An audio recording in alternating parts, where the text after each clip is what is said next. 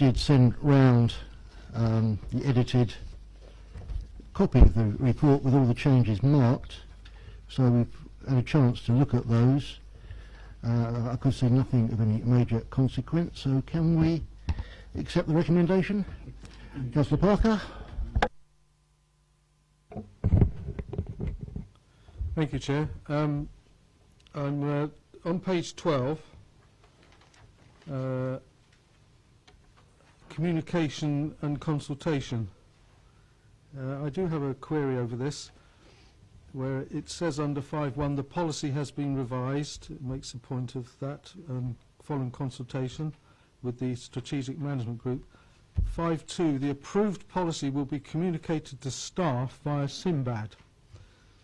And I wanted just to query which departments. I take it that this is relevant to Exchequer, and there must be one or two other departments that this policy is relevant to, where officers have to refer to it.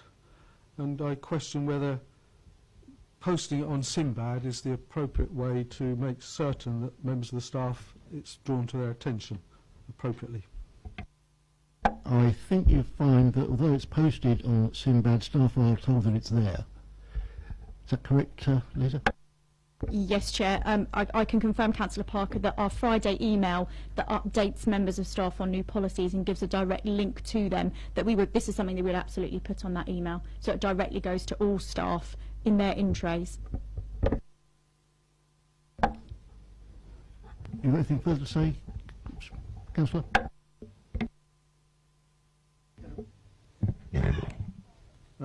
This seems to be a sort of a growing trend in relation to updating staff, and I understand the desirability for this method to be adopted and even expanded.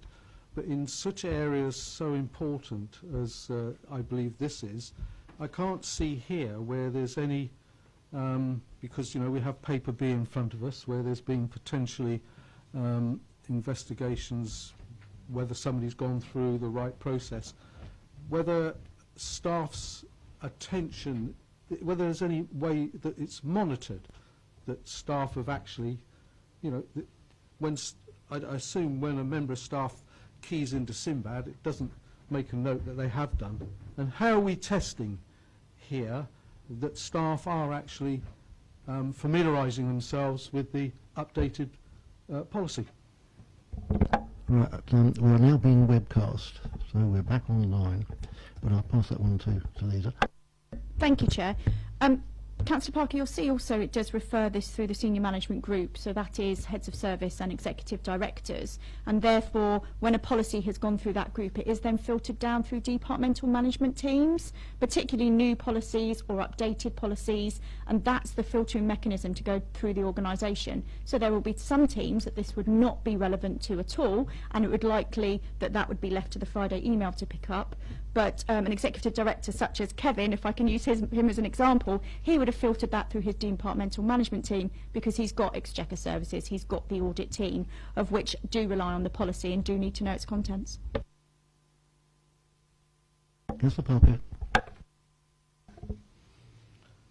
Well, we're asked to oversee these things, and these things are brought to our attention, and I would suggest therefore that a comment that it's posted on SIMBAD doesn't give the right impression as to the attention that's given to that, and what we've been advised, that there is an additional method of ensuring staff are being familiarised through the team leaders, or there should be some other extended comment in that relation.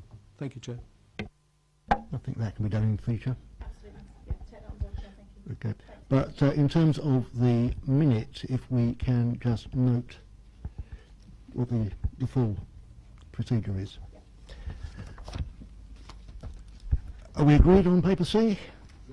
Thank you. Paper D. Now, this paper was prepared at the request of Councillor Keating, who has sent his apologies this afternoon. I'm told by officers that there is no urgency in this report, and I would like to defer it to the next meeting so that Councillor Keating will have the opportunity to speak on it. Are we happy with that? Okay. Paper E, Draft Treasury Management Strategies 2016-17. And over to Kevin Jacquist. Dean. Thank you, Chair. Yep, this is the Paper E, the draft report on the Treasury Management Strategy for 2016-17.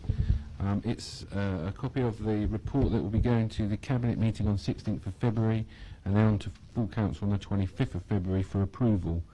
I'm requesting today that this committee look at this report and provide us with comments that we can include within the final report as part of the sort of consultation on the strategy.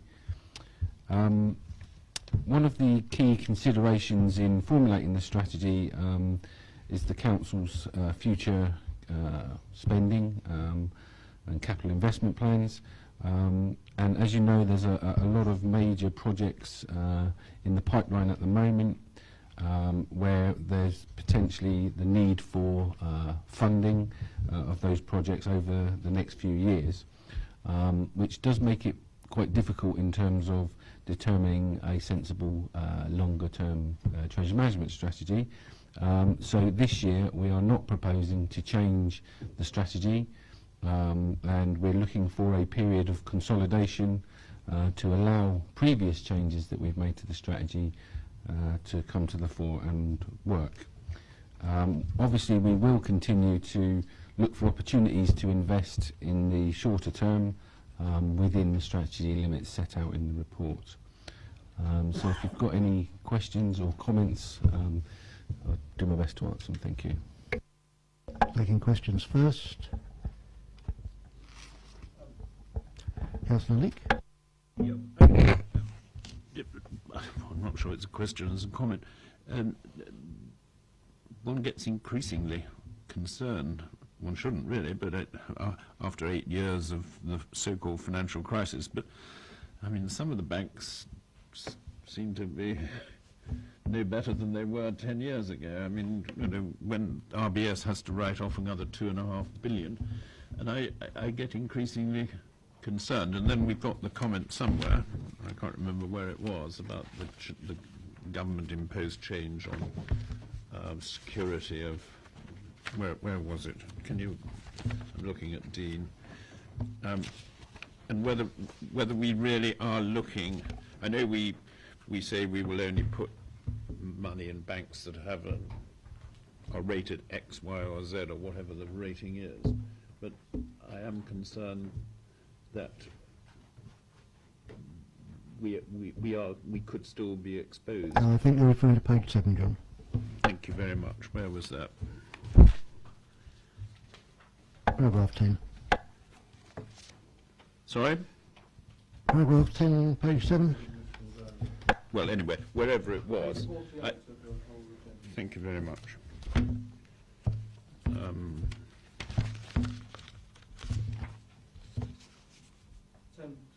Yes, credit risk environment. I mean, that. Are we reviewing each of the banks where we deposit money, or what are we doing? Because it does seem to be of greater concern now than it was perhaps 8 years ago. Thank you. Yes, you're absolutely right.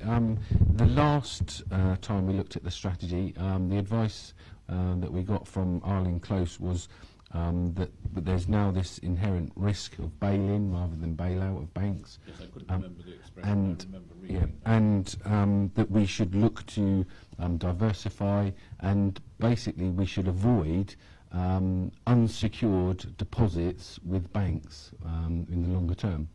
And so in last year's strategy we removed the ability for us to invest with banks and building societies beyond the very, very short term in terms of overnight exposure. So we do not actually now lend any money directly to banks for longer than overnight.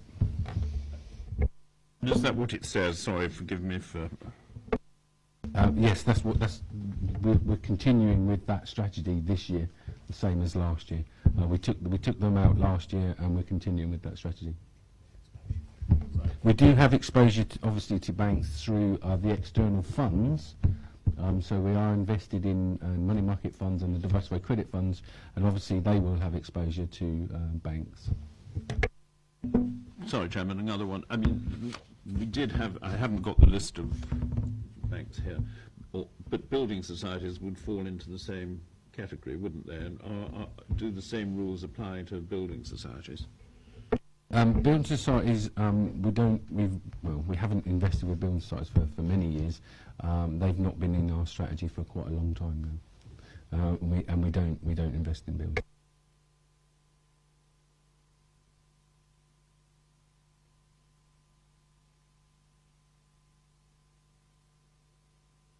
Do we have any more questions? Councillor Parker. Thank you, Chair. For the moment, I'm looking at page 51 of 156. In regard to 12.9, just taking the opportunity where we have the comment that we are now fully invested, the 30 million in the strategic fixed income funds. We've sort of tried to look at this previous meetings. What's the introducer of these funds, the fund manager and so forth, the recommendation that we use, who we use, and they then in turn make the investment. What's the reward? Is there some commission element that's being paid? We're paying our advisors money because we're going to be using this, it would appear, if we take some of the suggestions, further investment is in externally managed pooled funds are recommended and so forth, trying to get an idea of who's paying who and how much in that regard. We always look at our the people that look at our books and we discuss fee payments and so forth. I don't fully understand who's being rewarded for the fact that we end up with what funds we're investing into and how they get rewarded. Dean, can you take that?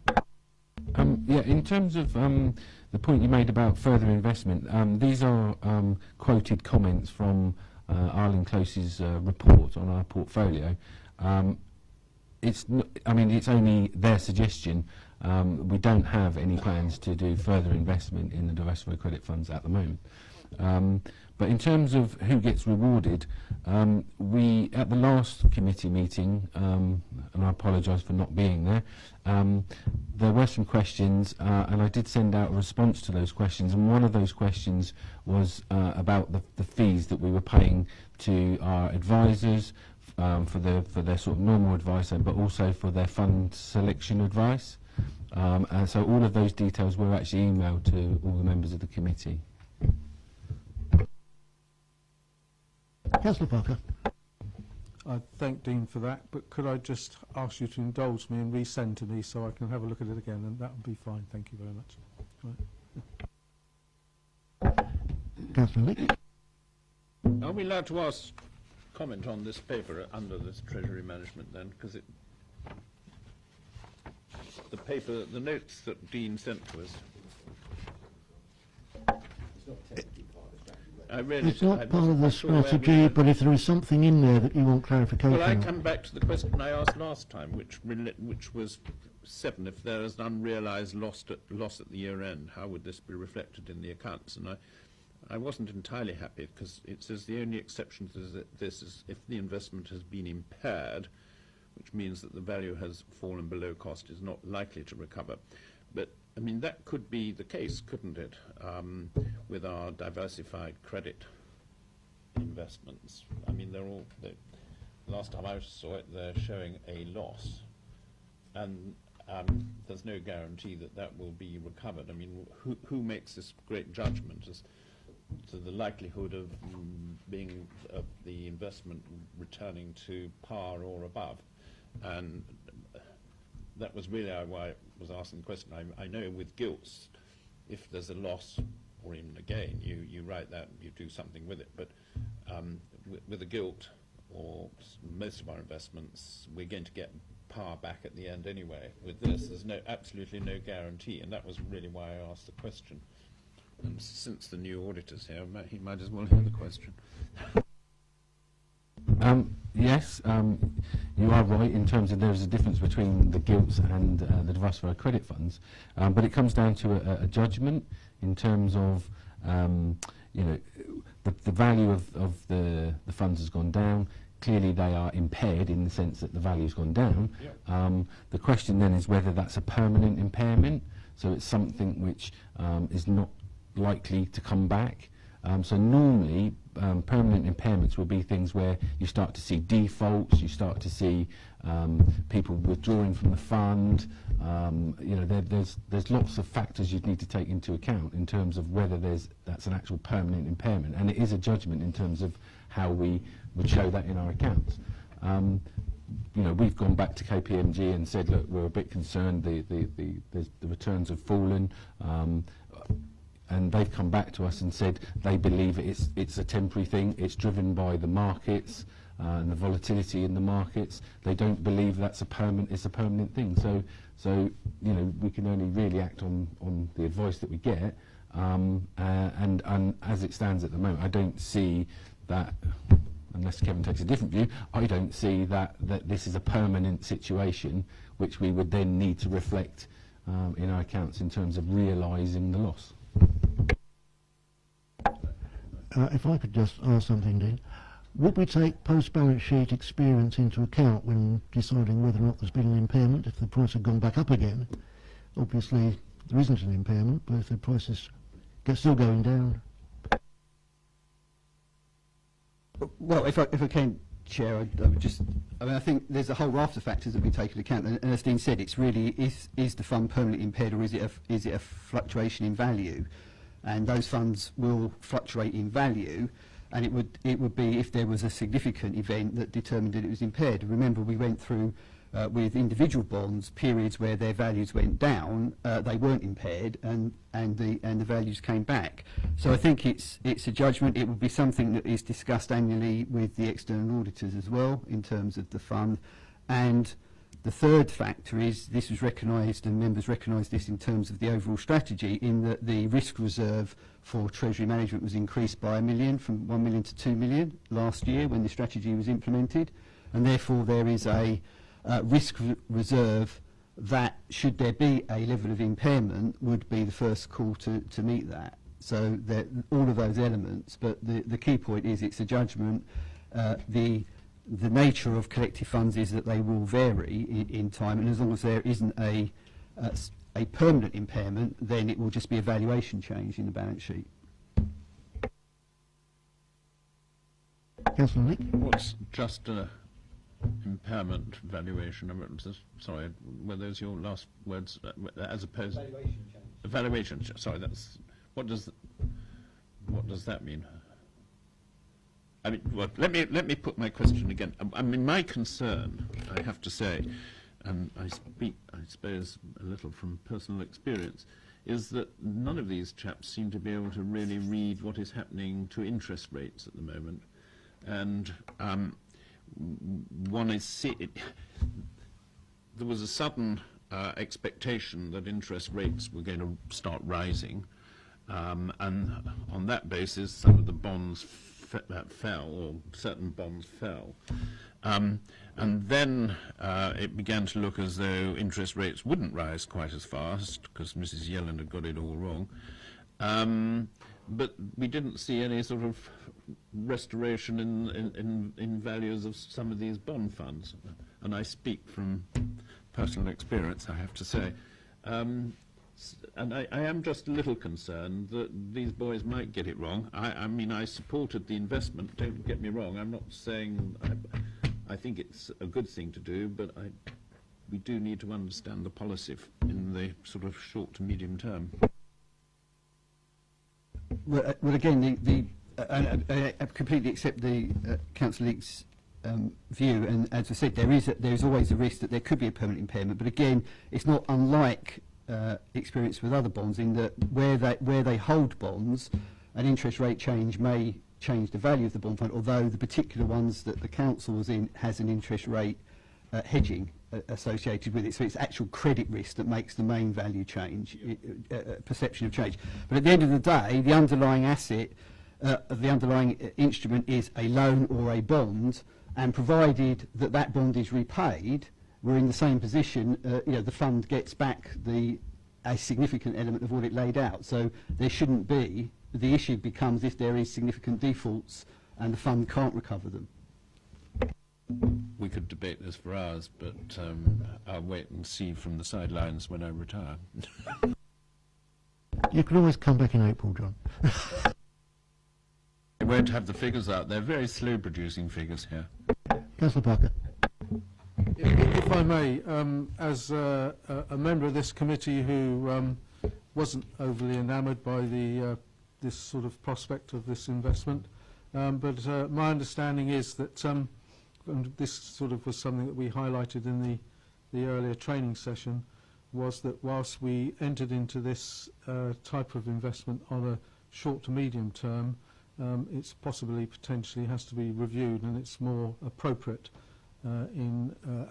even when you look at this on a personal investment, more a medium to longer term. And maybe that's the one aspect that we might have got wrong.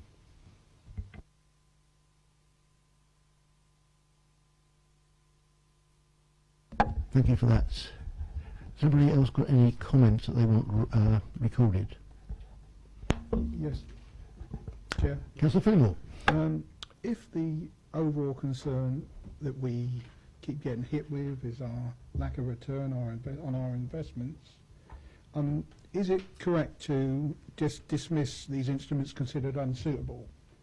I mean, you might need a change of policy or a change of will, but surely if there is a better return offered by alternative investments, such as investment in property or loans to local associations, shouldn't we be looking at those on a more serious note? That is quite possible, but it's not part of the Treasury management strategy. Noted. Kevin, did you want to speak?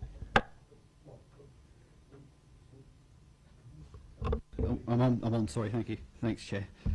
Well, I think what the paper does is identify those, but they are kept under review, and the paragraph before on page 53 of 156 talks about alternate investment strategy, which is again looking at opportunities for different types of investment with the long-term funds of the council. So I think you're quite right. Obviously, we're always looking at appropriate instruments, but again, I think you need, in terms of the strategy, it needs to be looked at in the round, and there is a strategy for short and medium term and council in direct investment, and then there's the, as we've just been talking about, higher credit risk with the diversified credit funds. And the intention of the strategy, and Dean said at the beginning, the intention this year is to advise members to have a year taking stock, don't change the strategy, so all of those elements play out, and the intention is that overall the council gets the sort of return it needs for its revenue budget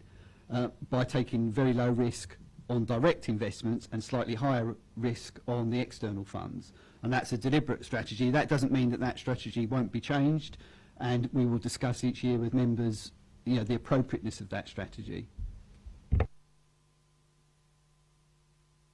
Councillor Parker. Thank you, Chair. Pleasing as it is to see ethical investments now forming part of this paper with relevant comments in relation to our direct investments.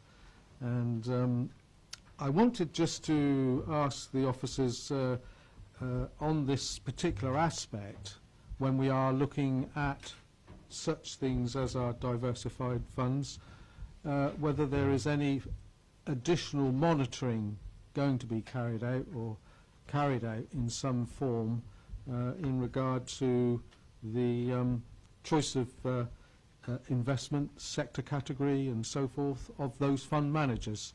I appreciate when we're looking at new investments, it states that for direct investments, before investing we will undertake to ensure that there is a responsible investment policy or environmental, social and governance.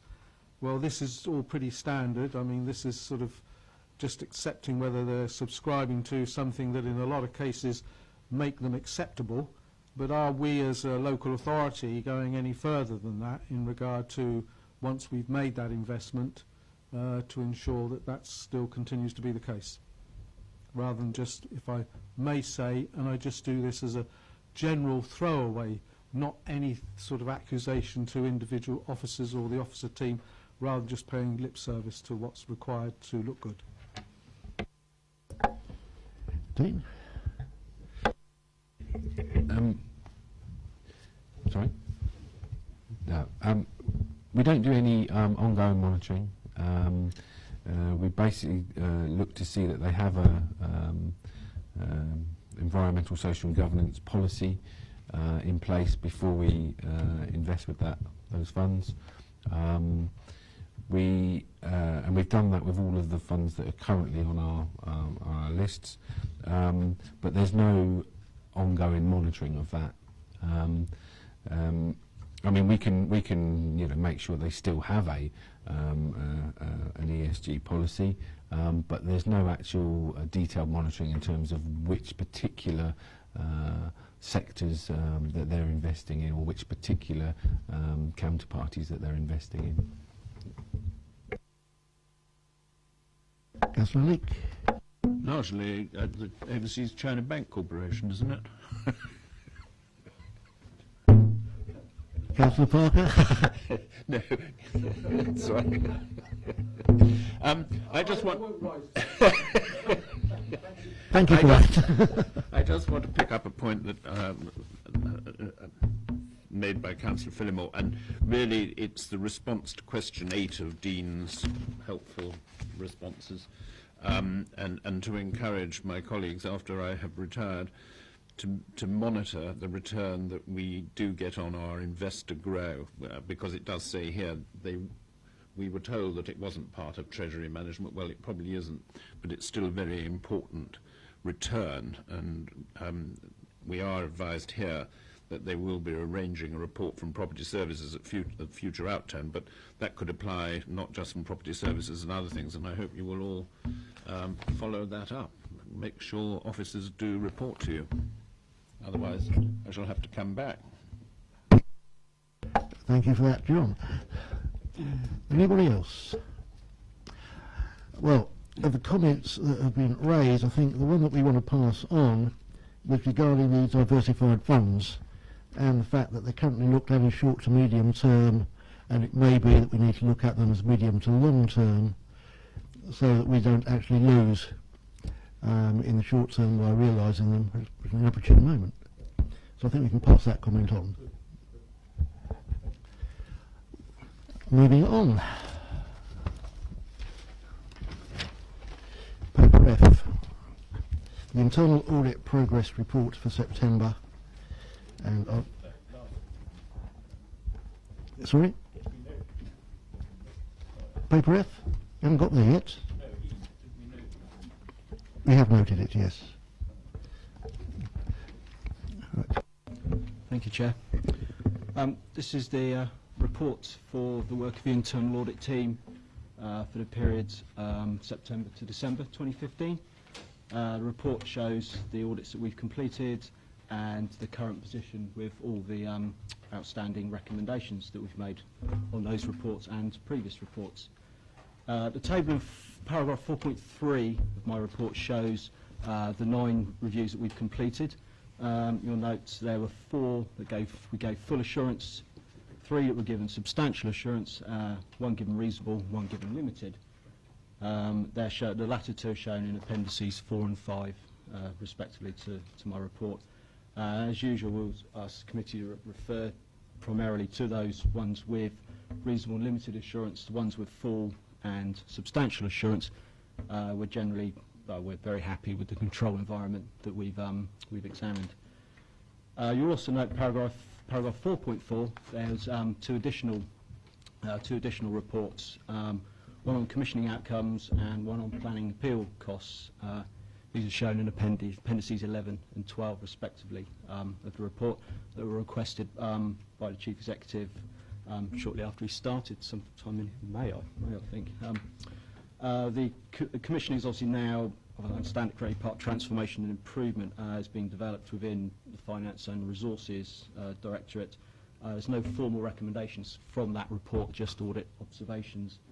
With regards to the planning appeal costs report, I'm aware there was an informal DC committee which discussed the audit recommendations, but we're not due to follow them up until April, so news to come on them hopefully. So that's the work we've done. With regards to the recommendations that are outstanding, paragraph 4.5 of my report shows there's currently no fundamental recommendations that are overdue.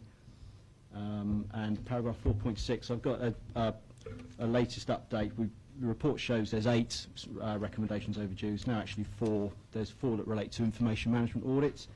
I've been advised that SLT agreed that an extension to those recommendations to March 2016 because of the significant amount of work that is involved in completing those recommendations. I fully agree with that. There is a lot of work there. You'll see from the remaining 4, the officers have given updates as to the work that has been done to hopefully complete them very soon. Appendix 13 of the report shows the other recommendations that are not overdue yet. They're just listed there for your reference. And finally, merits attention recommendations, paragraph 4.8. Again, the latest updates in the report. I say that there was how many was there? 16 recommendations. Since the report was written, 12 of those have now been completed, which leaves just 4 outstanding. One of them is 6 months old, and 3 of them are 3 months old. So, following Chair's brief, I did send out another polite reminder, in addition to the normal follow-up process that we do, and it's reaped some rewards. So we've only got 4 outstanding, which is very pleasing. So again, that's probably the lowest number of outstanding recommendations I think since I've been bringing this report to the committee, which is very pleasing. So yeah, any questions you'd like to throw at me? Right. I would suggest that we don't spend an undue amount of time on substantial and full levels of assurance. However, we should be looking at reasonable and limited, as Richard said, especially the asset register as it affects Wade Road, which had 1 fundamental recommendation and 31 significant recommendations. And that is certainly of great concern. But if we start by looking at Appendix 1,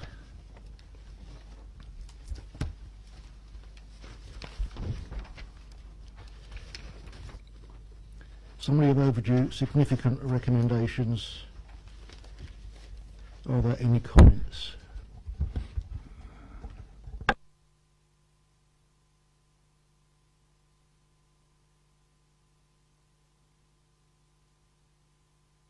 On the first, Councillor Lake. first 2,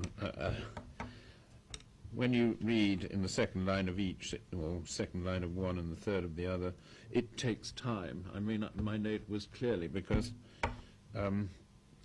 they were supposed to be here by the 31st of December 2014, and we still haven't got them. It's not particularly helpful that it says it takes time. It would be better to say why it takes time. I flagged up exactly those words, John.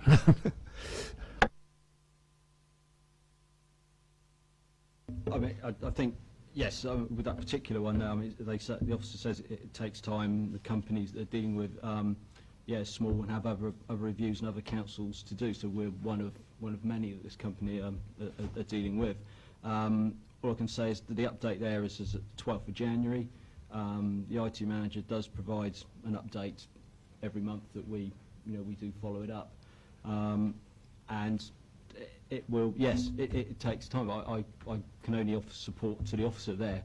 that the work is being done. I mean, have we got the right, presumably we've got some consulting firm advising us. I mean, begs the question as whether we've got the right firm, doesn't it?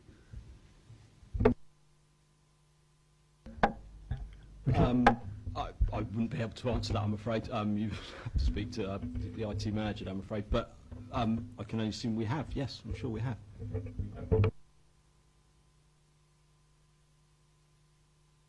It takes time.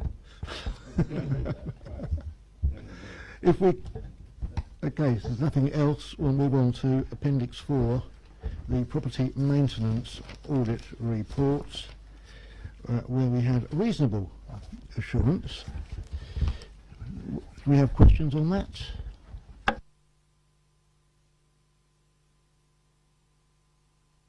Go ahead, John. The one thing that I note on a frequent basis is the condition of the Anvil car park surface, which, God help us, was only resurfaced relatively recently, 2 or 3 years ago, perhaps 4, which is now full of bumps and white lines showing where the bumps are. And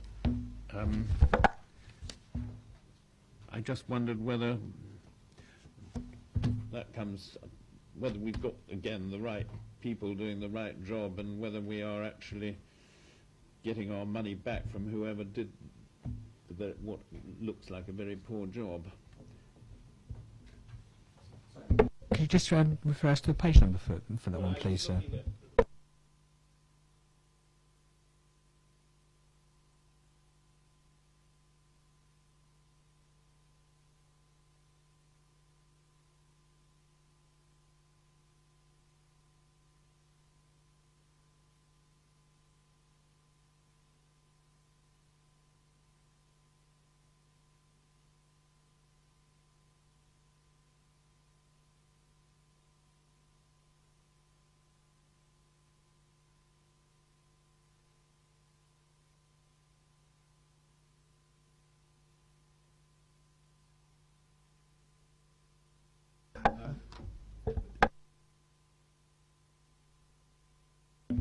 I read this and I just wondered whether, it made me raise the issue of, are we checking on whether jobs have been properly done?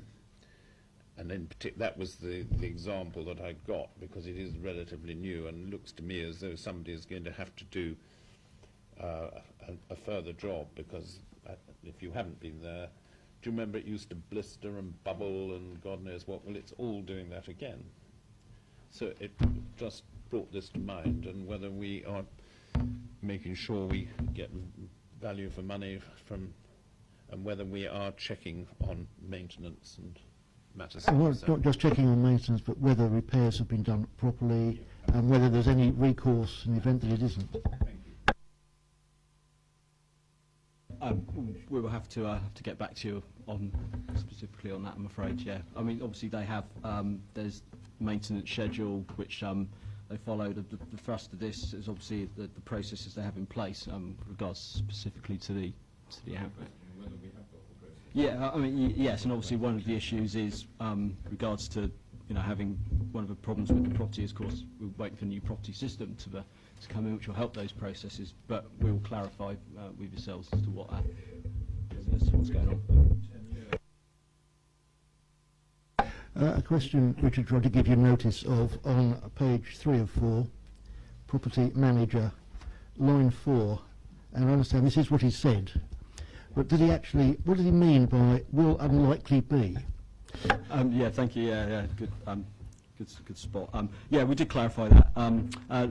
What they meant was there was an initial phase of implementation will be establishing the core data of the system, for example, name, address, property, tenants, and everything like that.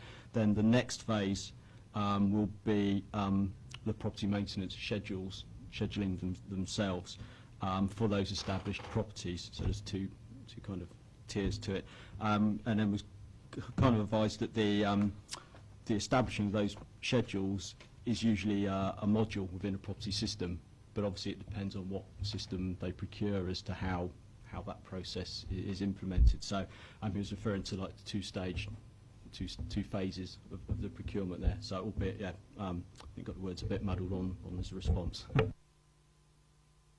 Thank you. Ask one more. Yes, John.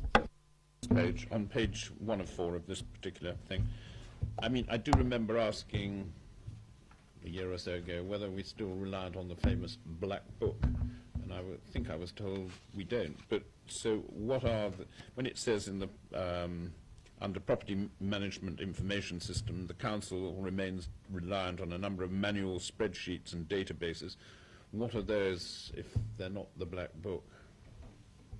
Well, yes, it is, as far as I'm aware, and the book which has all the maintenance. I believe so, and obviously there is a plethora of spreadsheets and everything which support all the detailed work, which is obviously the hope that you know, the new property system, all that information will be fed into that system. Well, Kevin will remember, I mean, I remember 10 years ago having discussions about the Black Book, and when is it going to be done? Don't think we're reliant on the Black Book in the same way as we were then, Councillor Lee. I think, and I also think there was an update to the committee which talked about how the various information had been digitalised and put on our workflow programming. So lots of information is on there, but there is still information. So there is a lot of electronic system information. It's not all in one system, but there are different systems. There is also some information that remains manually in terms of rent review periods, for example. But lots of the information has been digitised as part of the previous work and will be integrated into the new system going forward.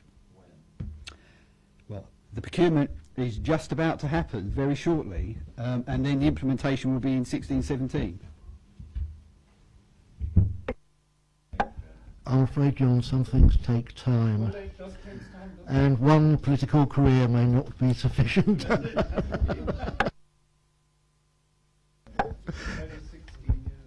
Okay, we'll move on to Appendix 5, limited assurance, and having read this, it's a sorry saga that it got into this situation in the first place.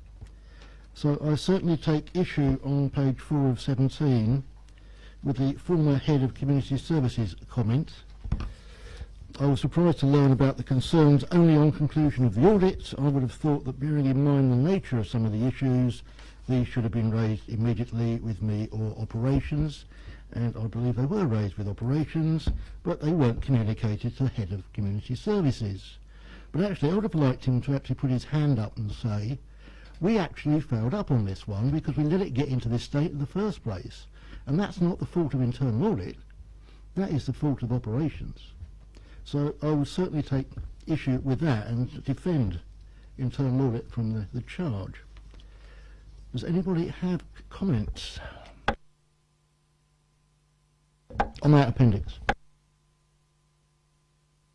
I was a little concerned under insurance on page 93 of 156 that the insurance officer was not aware of the practice of storing equipment in containers and garages, and that sort of begs a question, what else doesn't he know?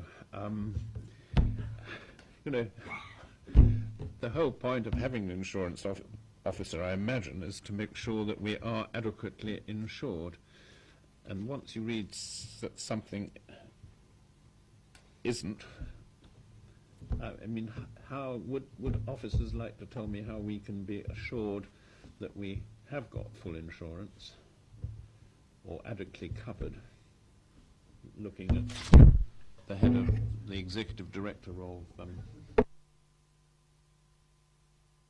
Well, through our internal processes and controls and the regular updating that the insurance officer does across the council, also the internal risk management group that operates should be identifying any practices. I think what this particular instance was, so, and back to your point, how do we know what we don't know? Well, it's very difficult, but there are processes in place to established that that all of the relevant areas are insured. I think in this instance it was an operational decision to use areas of storage that hadn't been previously identified, and this audit highlighted that, and further action was taken in terms of speaking to the relevant officers to establish that where that was still occurring, that they were identified and insured.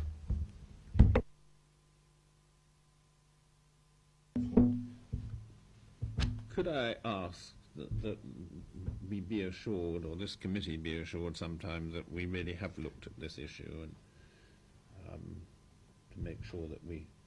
I mean, it is quite common, isn't it, for chaps who are doing out in the real world doing jobs, and they spot a hut and put something in it.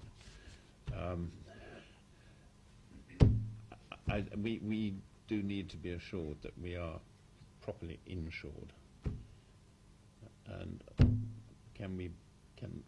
could a report come back to confirm that we really are? Paul? Thank you, Chair. What I was proposing to do out of that audit was to actually add an insurance audit into their audit plan for 2016-17.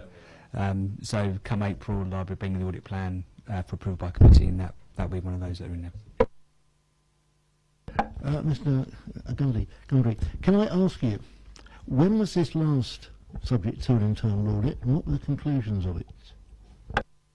In terms of assets, the operations? In terms of the operation of Wade Road? We haven't actually looked at operations in the way that we've looked at them this time round. Are there any other areas which at the moment we haven't looked at which could have a similar problem? Good question. When we look at the assets audit each year, we primarily look at the assets that the council own, ensure process in place to ensure an asset register up to date, etc., etc. In terms of this, I couldn't say yes or no to whether there are any other areas out there that are similar to the issues we found down Wade Road. Is there any way that we can do an asset or value-based assessment of where the risk areas might be? We can indeed, yes. Well, add it to the audit plan for 16-17 with the insurance. Delighted to hear it. John? This is just a comment. On the first page, 92, under fencing around Wade Road, in the second sentence it says poor quality and disrepaired fencing. Does that mean damaged? I've never come across the word disrepaired. Yes, effectively, yes, damaged, yeah. Sorry. Tenancy arrangements at Wade Road, that doesn't sound entirely satisfactory either. Is somebody dealing with the matter raised there? And when will it be dealt with to your satisfaction? Yeah, this was around there was a lot of tenancies at will, which are temporary arrangements, but they've been temporary for about 10 years. So, but there is certainly within the recommendations to to progress looking at establishing well, they should be replacing the tenancies at will with a proper a proper agreement. Well, yes, we'll obviously, as we have outstanding recommendations, we will follow that up. We know work is being done on it, and we will report back on that. Well, I think my conclusion of the report was it's a very good report, but I was sorry, Councillor Parker.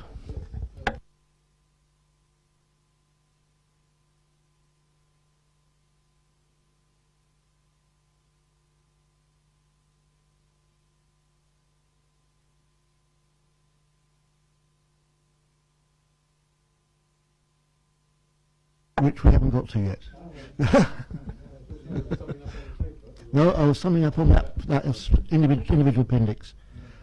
I must admit, one fundamental 31 significant was a frightening conclusion.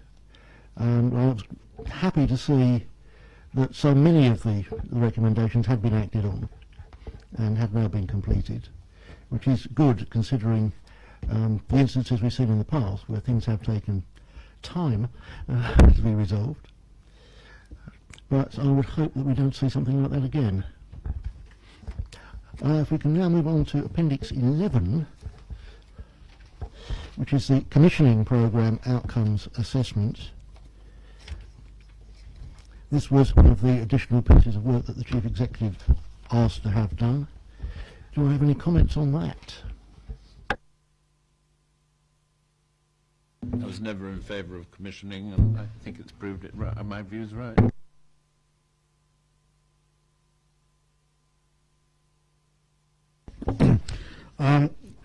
Yeah, I want to make a comment just sort of in summary, because in it states that it's basically gone on considerably longer than anticipated, and that some of the improvements have been undertaken by officers in their normal course of duty. So at a high level, I just wondered, is this whole commissioning process on the right track, or needs to be reviewed as to whether it should be replaced by something else? Well, I was also concerned by the internal audit intended to also interview the commissioning manager, which seemed a very sensible idea. As part of this review, however, they're unable to do so due to long-term absence and subsequent departure from the authority, which does seem to leave a dirty great big gap at the top of the organisation on something which is fundamental to the council. So I think it's rather a sorry state of affairs that this is as far as it's got, of the amount of effort that went into it. And it's going to drag on, dare I say it, forever, probably through my political career.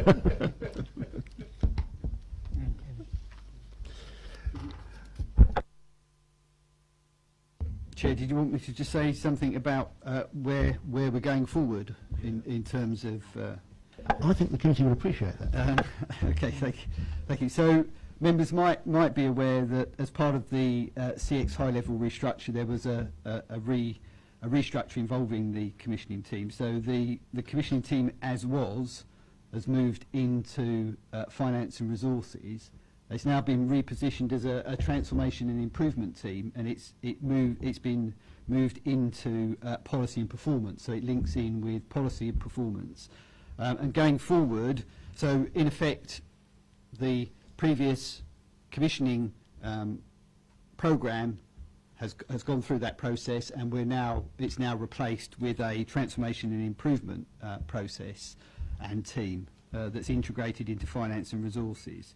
And that team will be working and supporting the continuous improvement of each of the service areas, and the process has recently been briefed out to all staff as part of the staff briefings, and will be more formally launched towards the beginning of the next financial year. But I think one of the key points is some of the particular lessons learned, some of the good practice and some of the particular lessons learned have been taken forward in conjunction with the portfolio holder, but particularly about making sure that when these projects and the support is given to the services, that we're identifying the appropriate resource for the appropriate outcome, so that we're very clear it's project based, and that the size of the prize is in mind, so the resources that are devoted to it are going to deliver the requisite outcome. So some of the key elements that were identified in this audit report, particularly around that sort of effort and time, have been taken forward in the new process, Chair. Do I understand from what you're saying that you've now taken responsibility for it? Indeed, Chair, yes, it falls within my directorate. No doubt we shall speak to you again on the subject.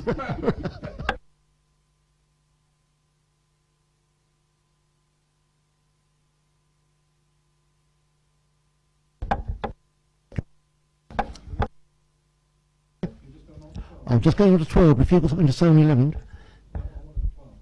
We're on 12. Do you want to speak? I'd just like to repeat my comment when the Chief Executive first raised the issue about planning costs back at the first meeting of this financial year. And And I just want to reiterate that the financial fear of the cost of losing planning appeals should not be seen as a reason for opposing inappropriate developments. And if you do that, you're just going to get the playground bully mentality, who's got the most money wins. Councillor Sherlock. Thank you. As the chairman of DC, I'd just like to briefly comment on it. The report was circulated to all the members of DC, and we had an informal meeting in early January. And out of the recommendations, there was agreement and support for the need for the council to adopt the local plan and achieve the 5-year housing supply, which are the two most important fundamental recommendations, but they're out of our hands, really. There was also support for the greater use of the pre-application panel for key applications, and discussion confirmed that those had already taken place over the past 2 years had been effective. There were differing views as to whether a potential review body for decisions of DC's committee on key applications within the council could be effective, but members have asked officers to seek working examples of other councils to understand how this could work.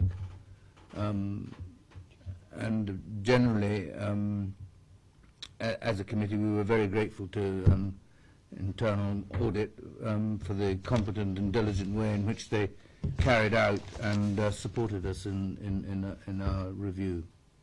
Thank you.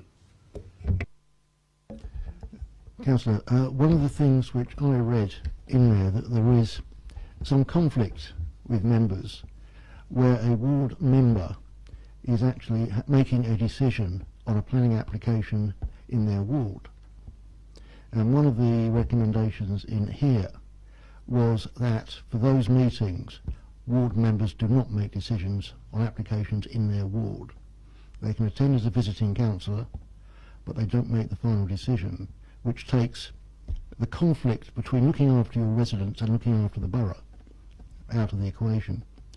And I also agree that I wouldn't go for a star chamber to try and look at these large ones. This can be done within the existing structure.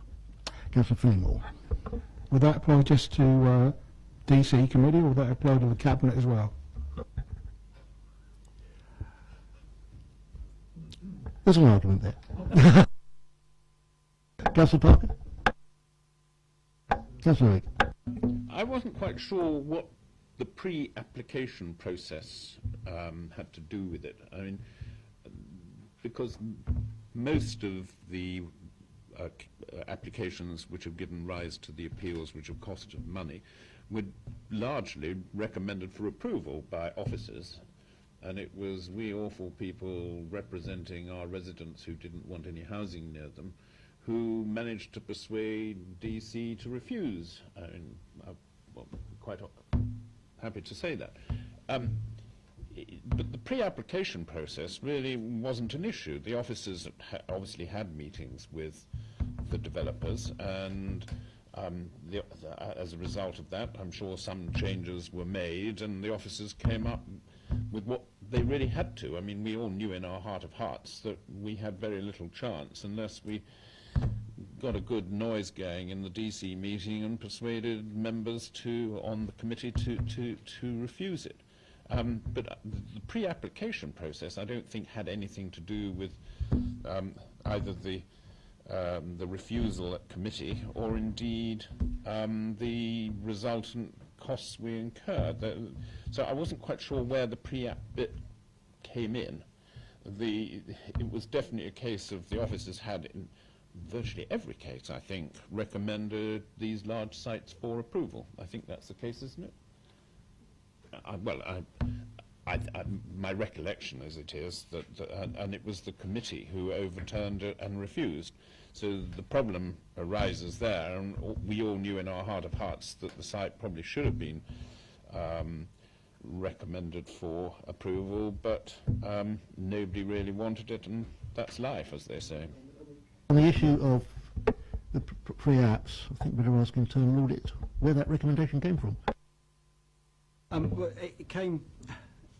I take the point about the impact of the pre-application. I think it's front-loading the resources available within the planning department to minimise the likelihood of any with these particular decisions. I don't think the pre-app probably wouldn't have made any difference, but it's improving the process to minimise the likelihood of any future issues arising. So you kind of load the resource to ensure maximum discussion, negotiation, everything goes on at the pre-application stage to reduce, because issues can be resolved more cheaply, shall we say, at the pre-application stage than at the end stage where you're looking at going through an appeal process.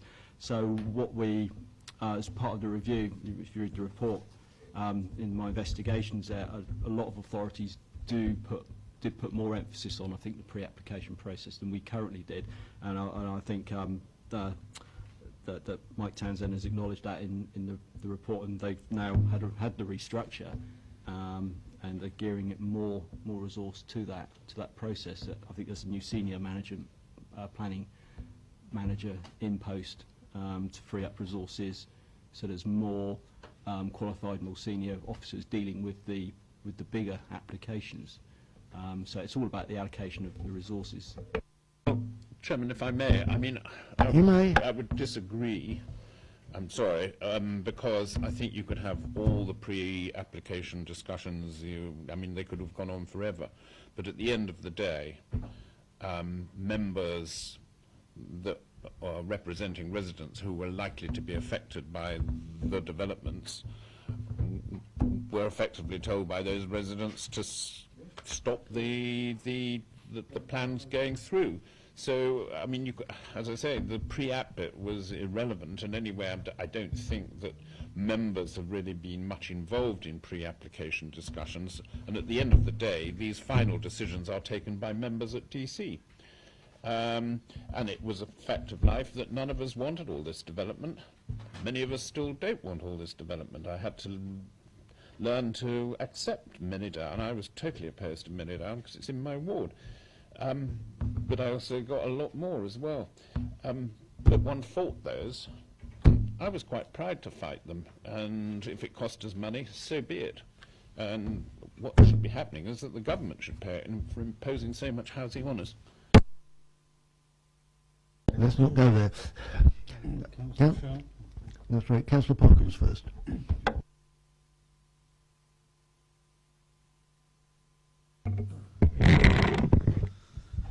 Thank you, Chair. I've got quite a few questions, actually, in relation to this. But I want to make one comment, because what's become, in my view, clear from the content of the report, and I compliment Donald in as much as it would appear the committee had very good discussion in the approaches that could be adopted and changes that could be made. And I think that's really refreshing. One general query that I do have is a statement that says, makes a reference to members and officers should approach major applications positively. And I couldn't quite understand what was the significance there. Was that some hidden message, or does it tie in with what John has been talking about? It's actually worrying, really. That should be a steer.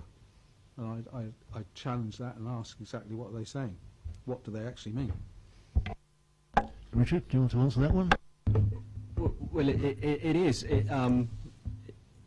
It is to be positive.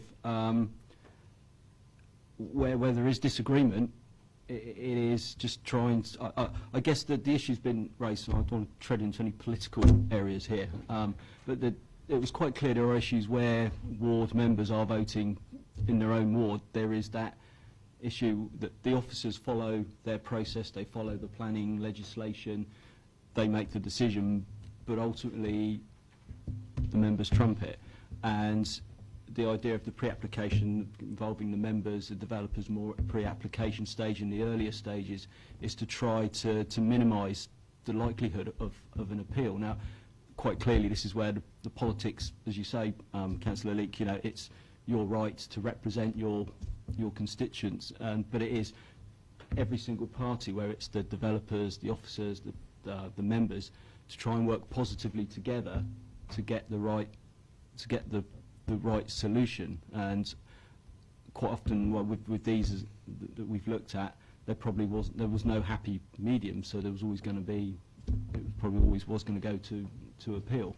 And what I would say is that the processes that the officers have followed once an appeal has arisen, they've taken very good steps and measures working with members to reduce the appeal costs, where they've taken out particular points. Forgive me if I get the terminology wrong, but where one point of appeal is removed, it reduces the requirement for legal counsel in certain areas. So that they have tried. That's a positive example of where the officer members have worked to try and minimise the impacts of the negative impact on the council. That's why I'm trying to get just a general how I can try and articulate that you need a positive vibe for the way that you're working, just to cooperate, really. Sorry, Councillor Parker, you were still. Yes, I think maybe we're not going to do this justice here, because when I hear, and please, no personal criticism, when we get the term politics introduced to this, I don't think it's politics. If a ward member is addressing concerns that has been raised to him by his residents, his or her, if a ward member is raising concerns and objections brought to their attention by their residents, they are representing their residents. I don't see that, in my term, generally as being politics or politicking by anybody. They're carrying out their role, because under the, and I don't know the exact words, but when you get your initial package that says you've now been elected as a councillor, there is some reference to, you have a duty to borough-wide residents, but in particular to address the issues of your ward. A classic case I have is the big development, assisted living and warden assisted living in here along New Road. We objected to it on 3 occasions. The officers actually then also recommended not for it to be approved. It got through on appeal. Issues that we raised in those objections are now coming home, and the residents are saying this isn't working for us and that isn't working for us. So I've got a big question mark over that. But if I can go into more definite queries that I have, if I refer you firstly to page 139, which is the Planning and Development Manager's contribution to this, in the 3rd paragraph, he makes reference to a need to improving engagement with members on major applications and facilitating more member involvement on major pre-apps. Further down on the last paragraph on page 1213, 139 of 156, early high-level engagement to discuss future planning issues and potential between officers, members and developers. But if you go into the Appendix 12, page 134 of 156, paragraph 8.3 and paragraph 8.4, the recommendation here, ward members aren't mentioned. It says there should be a greater emphasis on the pre-application stage of the planning process for major, with extensive involvement of all stakeholders being a requirement to include DC committee members, developers, local community representatives. Well, that could be other than ward members. So we're either ward members or community representatives, but I think there's 2 separate people. External consultants. Where's ward members? Where are we? We're not in here. Now, that in itself, in my view, is a worry. Is worrying that somehow we've fallen off the edge of the cliff here. Let's just ask Richard what he meant by that. I haven't made a point of excluding ward members. There was no intention in the report for me to recommend that ward members should be excluded. When I refer to committee members, I just refer to DC committee members generally, regardless regardless of the the planning appeal or decision that's being made. I didn't have any intention of of excluding ward members at all from. There's no recommendation in there that says ward members should be excluded, not from the report. You've still got the floor, Councillor Parker. Well, yes, I'm sorry, but I would like the emphasis to be that it's if we could take a positive approach by incorporating ward members as one of the key factors in this. Not that I'm suggesting they were excluded, it's the thinking that doesn't automatically include ward members in that category of important people to be dialogue to be commenced with. So, if I could make a suggestion, we need a shift in thinking in that direction. It's not just the ward members, because many of these sites, although they are represented by ward members, they affect the adjacent wards, and so it's a bit more than just the ward members. It's all those who are affected. I mean, if you take the ones in my ward, the residents of Popley did more of the fighting than my residents, to be quite honest. So. If I can answer that, Chair, I totally agree, John. I'm not saying the ward member. I'm ward members. What I'm saying in category 8.3 and 8.4, it's development committee members. Understandably, they've got to be engaged, but there's no positive suggestion that ward members, whether it's one ward, overlapping wards, should be part of this. I take that point. Mr. Gungry. Thank you, Chair. We will actually amend that recommendation to include ward members because, particularly for 8.3, we've mentioned about extensive involvement in all stakeholders. Perhaps we should have pulled out all members rather than stakeholders. So apologies on our side. And I think that should be noted in our minutes as well. I've got further long to go, Councillor Parker. I did wait for anybody else, but I have other questions. Keep going. On paragraph 8.7, it's a request really to whoever, and maybe it's a request to Donald, that where it makes reference to the annual training for Development Control Committee members, I understand that all members aren't required to be trained to the same level as Development Control Committee members. But when you get involved in reviewing and being asked to look at planning applications, the better understanding you have of planning matters, then your worth in that process increases. I would just ask whether there's any possibility, there's reference to maybe setting up a newsletter, which I assume would be bringing to the attention of Development Control Committee members changes in legislation. Could that include all ward? Could that include all members, rather than it just being limited? Could that newsletter go out to all members? Can I, Chair? I'd just like to pick up on that first point on the training.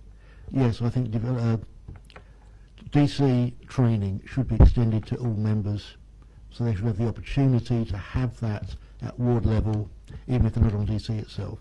Yeah. So I think that ought to be a request. Councillor Shillop. Well, you've answered the question. I was just going to say I think everybody should. I just want to go back to the pre-apps and say that in my experience they are very valuable and very good at getting understanding between what developers are proposing and what members expect. And I also as regards the 8.3, I think it was, where the ward members were left out, I think they really came under local community representatives, and I just assumed that they were there. There was no... Including ward members, then? Yes. And your neighbourhood ward members is quite an interesting point too. We didn't consider that. Certainly parish councillors and leaders of groups, I think should be included as well. Thank you. Councillor Leake, was yours a quick one? No, I'd comment, but sorry. The only comment I was going to make is that this is actually a case of shutting the stable door after the horse is bolted, because once we have a local plan, there are unlikely to be these large planning applications where members are in a position to refuse. So it's been an interesting discussion, but once the local plan's in place and we have our 5-year supply, then officers will be able to make sensible decisions. Well, it's a good marker for the future. Sorry? It's a good marker for the Yeah, future. well, that's... I mean, I just wanted to say we shouldn't spend too long on it because the problem's going to go away. Back to you, Councillor Parker. Thank you, Chair. I just wanted to add my 5 penneth in page 138. I know you made comment in your opening words in relation to the suggestion about ward members not voting on applications relating to their wards. If I can, in that consideration, just introduce my licensing committee experience. That's exactly what happens in relation to sub-licensing committees that are formed out of the licensing committee. A ward, if there is a licensing application in a member's ward, they cannot form part of that sub-licensing committee that hears that case. So there is sort of a precedent set in that area, and I think it merits certainly consideration. I don't know how practical it will be in relation to potentially a need to extend the membership of Development Control Committee to allow, in other words, somebody, whether they, I don't know the practicalities of it, but I do think the suggestion of considering perhaps ward councillors should not vote where their own ward is concerned merits some time. And if you look at what happens in licensing, there's a similar situation. I think I agree that's a good precedent to have. Councillor Sherlock. I was left wide open on exactly this question at the last DC meeting, where I was a ward councillor and I voted against a development, and then as chairman of DC, I was left with the guiding vote, and I felt I had no option. I couldn't see any planning reason to say no, so I voted for. Yeah, but don't walk alone through Ashford Hill, will you? They're not sticking pins. It was between a rock and a hard place, and I had nowhere to go. And I mean, I made this suggestion about the own ward councillors long before that ever arose. So I think from having had that experience, I would support it to ward councillors. They can, for the particular item on the agenda, they can leave the committee and go and be ordinary members, and they can return to the committee for the next thing to me. I think we're all agreed on that. Councillor Freemore. Yeah, Chair, I was just going to caution Councillor Leake's assertion about the local plan. I mean, there are going to be speculative developments coming during now and when the local plan finally gets adopted. Accept that, but members are going to have to bear in mind that if the site's in the local plan, they really do have to approve it unless there's some really good reason for not doing so. I mean, we were able to reject because we didn't have the whatever. I mean, if I think of all the ones in mind, like Marnell Park, we came up with all sorts of excuses. The great crested, whatever it was one of the newts. Councillor Laura James became an expert on that.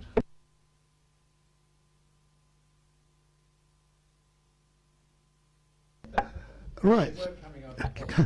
Councillor Sherlock.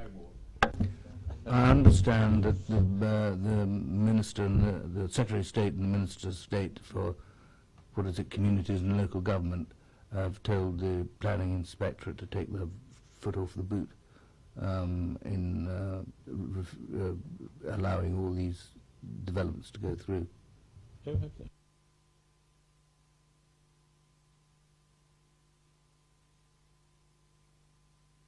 It was ever thus. Right, any other comments? Councillor Parker. To thank the officers, Chair, for the detail in the report. As always, I find it's quite incredible, and I think it's a positive that we have the team that we have looking at audit of the council's affairs, and I thank them. That's presumptuous of me. May I ask you to thank them, Chair? I was going to, because I think it is an excellent report. I've read the full report as well. But what I would say is I think this committee has actually improved it. Which just goes to show the quality we have on this committee. Partnership working. Right, Appendix 13, which was the final recommendations, not yet overdue, is 31st of December. Anybody got any comments on that? If not, we'll move on to paper G. The annual and we just note the previous report with our comments. All right, paper G, the annual certification reports, and we are asked that we consider the results of the housing benefit certification work, the adequacy of the proposed management action plan for 14-15 set out in Appendix A, and the adequacy of progress made by the authority in implementing the prior year action plan in Appendix B. Do I have comments? Councillor Parker. It is just a general point. When I read the case issues, the sort of the amounts of money involved, when you consider the millions that we're dealing with, but having had as a tendency I have to be dealing with benefit applications and queries of so forth by residents, I would want to say I do have considerable sympathy with officers trying to deal with the complexities of these issues for individuals in relation to what benefits they are entitled to and so forth, and what allowances and everything. So, and overall, my own assessment of this is I would say we're doing very well. It's a small number and small amounts. I think I agree completely with that. This is a report that actually has no minimum cut-off. Everything that is wrong has to be reported. And frankly, the low level of errors found was credit to this council. So I think our officers have done a splendid job. I've also had a look through the management plans, and I think they are fine. Has anybody got any other thoughts on that? Right. We can, if we are agreed, we have considered. Yes. Yep. Right. Paper H. Internal Audit Arrangements Consortium. And Paul Gundry will present. Thank you, Chair.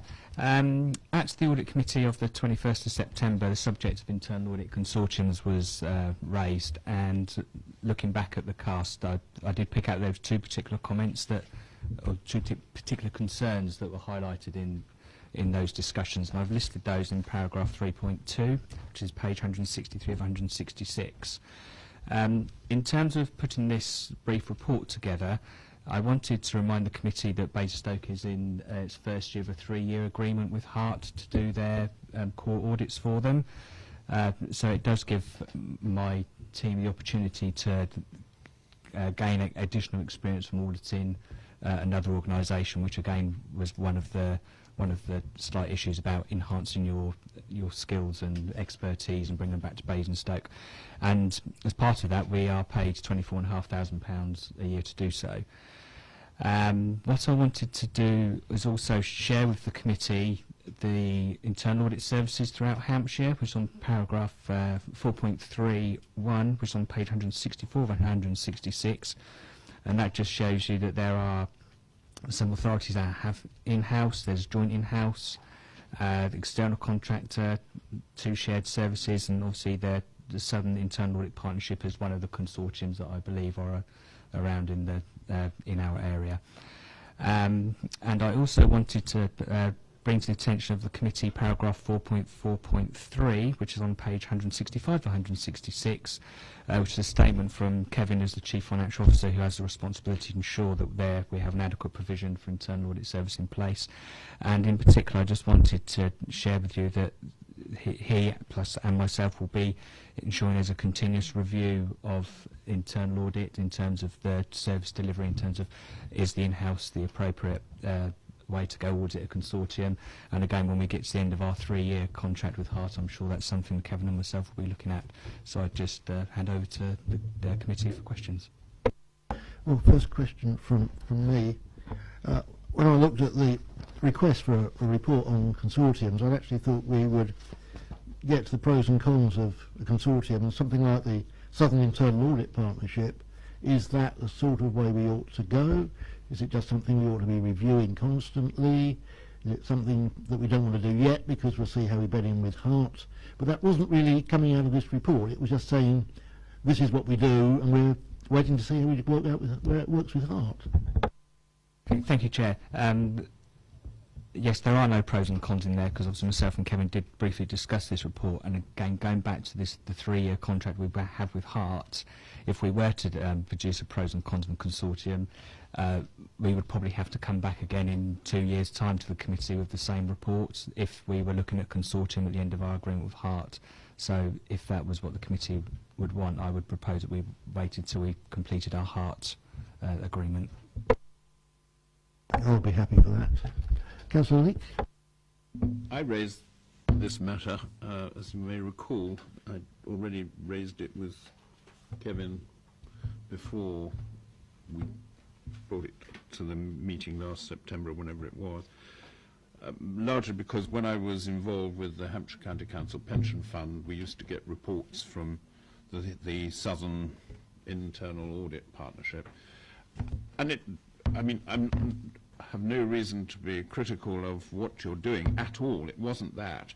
It was just that, as you can see, in their particular case, they're actually dealing with more than those, because they happen to also do the internal audit of the county council, which it doesn't actually mention here. So if it actually said Hampshire County Council Southern Internal Audit Partnership, one would get a complete picture.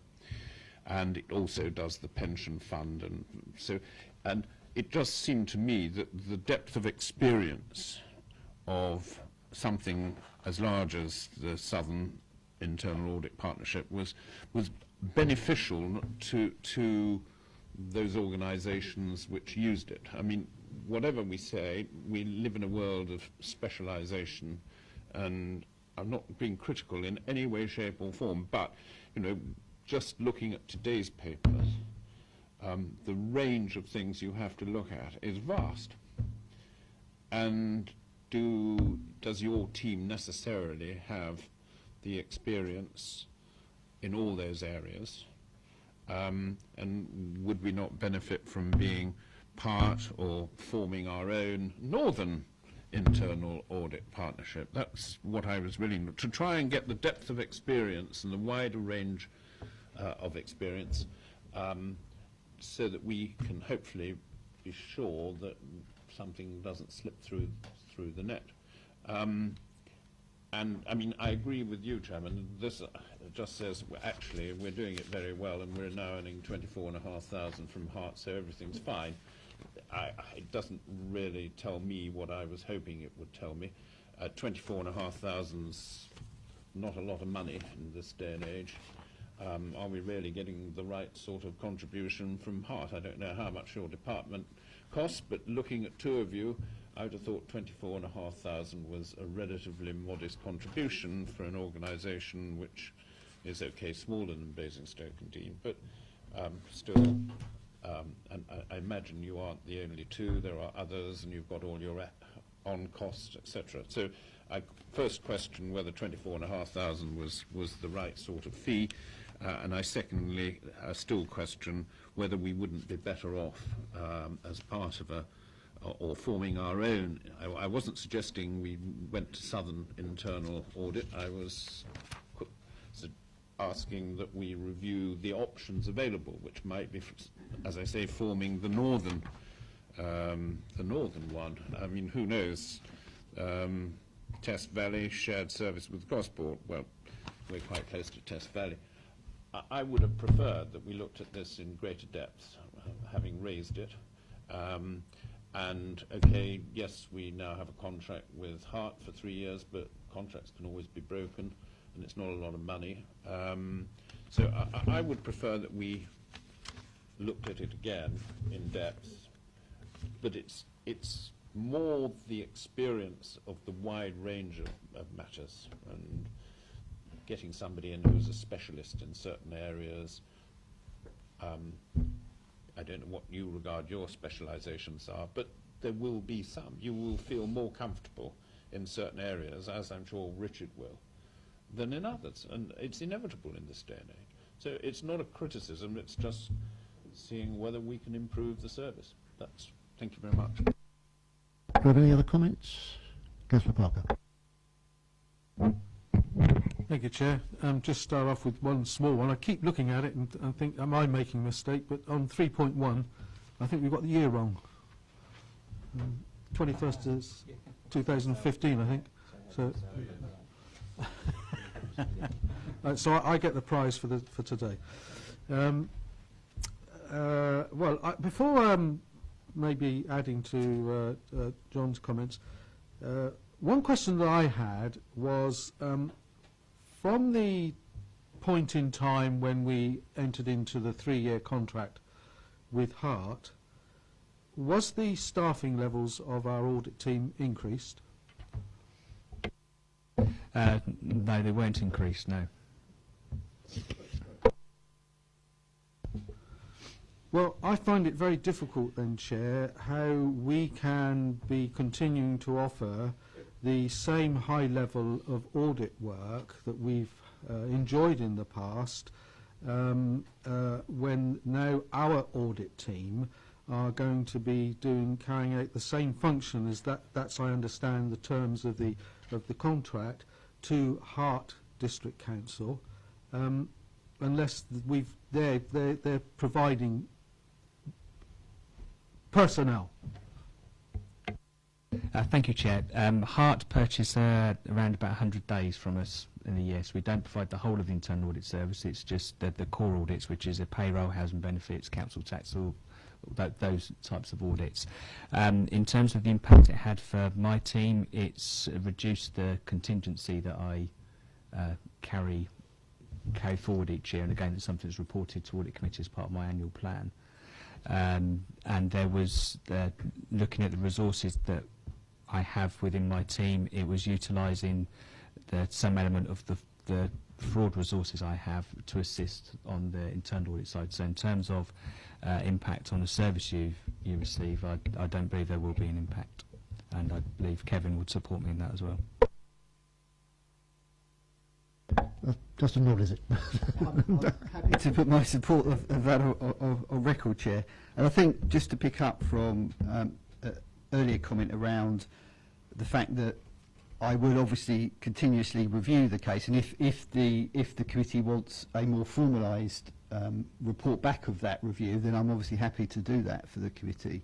And obviously each year as well, I go through with the internal audit manager the detail of the self-assessment against the SITFA criteria, because obviously I need to be satisfied, as does he, that we've got the right skill mix. I understand the point that's being made about, and there's always something to look at, but I do think we've got a diverse range of skills. There is capacity within the budget to get in specialist audit, should there be, for example, a very detailed specialist IT audit.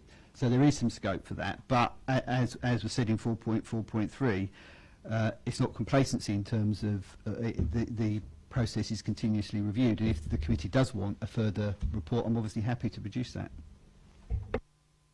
I think in terms of a further report, what I'd like to see is probably about a year's time, when we've had experience of how Hart has panned out, what the effect has been on us internally. It's interesting that since we've given 100 days to Hart, we now have a recommendation with 1 fundamental and 31 significant recommendations. So something's been going wrong at our end that we hadn't picked up. Sorry, Chair, I would look at that the other way round. I would suggest that if we didn't have the adequate internal audit resources, we wouldn't have picked those issues up in the first place. So we'll be like a report back in about a year's time, experience with Hart and recommendations on future action. John? Could we just note that in 431 that Southern Internal Audit, their principal internal audit is Hampshire County Council and its associated things, because that puts a different perspective on it. I mean, it really is quite a large organisation, and we can do that, John. Thank you very much, and I hope you get a good report in a year's time. If you need a copy, I'm sure we'll find it online. Sure. Councillor Parker. Oh, I beg. Just in that same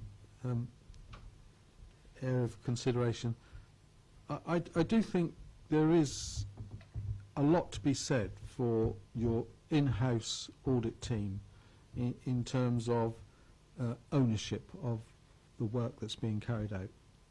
I understand the suggestions that spreading out to other organisations and getting the benefit of wider experience in certain fields, but I like the concept of in-house audit in relation to the council's business. I think that can be noted. Councillor Councillor Parker said that earlier. I would have disagreed with him. I think it's vitally important, in my view anyway, that internal audit and external audit are independent, and you can be far more independent if you're part of something like Southern Internal Audit Partnership than, in my view anyway, and I'm not being critical, than if you were employed by the same organisation and your job depends on it. I'm sorry to have to say that, but I'm not being specific, I'm saying in general. I think we take that point, but both points of view are valid. Right, we can note that. Yep. Move on to paper I.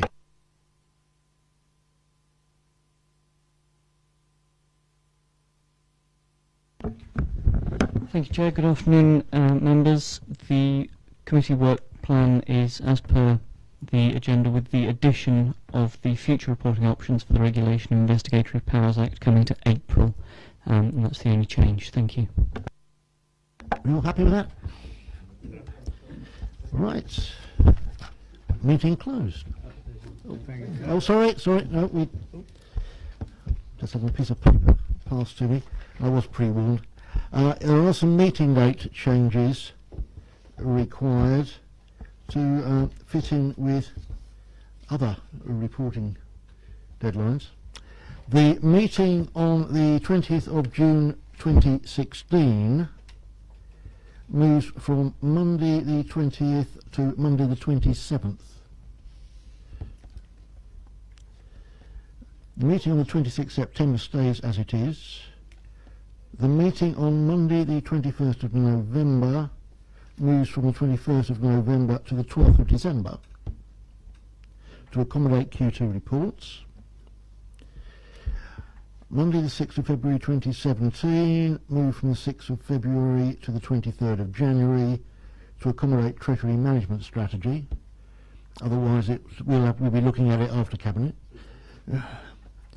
Monday the 10th of April moved from the 10th of April to the 27th of March to accommodate Q3 reports, accounting policies and the audit plan. And we will get that emailed out so that you all have a whole copy of those changes. A meeting closed.